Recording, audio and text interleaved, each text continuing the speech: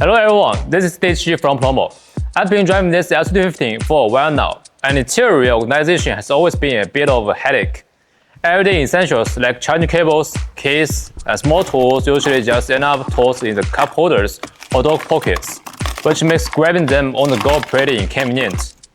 Today, Plomor sent over a consumer steel Molle panel designed for the L215.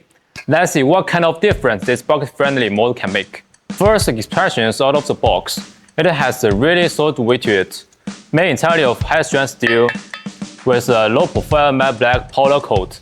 This isn't some flimsy plastic piece. Once it's mounted, both the tactical feel and the rugged industrial aesthetic blend right in with the factory interior without looking cheap at all. The installation does require a little bit of DIY work, but it's straightforward. You start by holding the panels up against the factory center console to let them up.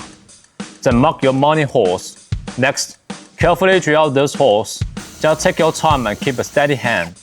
Once drilled, use a rib nut tool to set the M6 threaded inserts into place, and finally, secure the steel panel tightly using the provided hardware. Once it's all put together, it fits like a glove and feels rock solid. With everything installed, that desk space is definitely pretty work. For my day-to-day setup, I just threw on a few Molle pouches to keep things organized, handy for a walkie-talkie, cables, or small gear, so everything has its place and it's easy to grab while driving. And if hanging out on light off-road trips or outdoor excursions, having quick access gear like a utility knife right there on your right side definitely does up the convenience and peace of mind. At the end of the day, what makes this steel panel stand out is that it's straightforward, solidly built, and actually solves the problem of loose gear rolling around.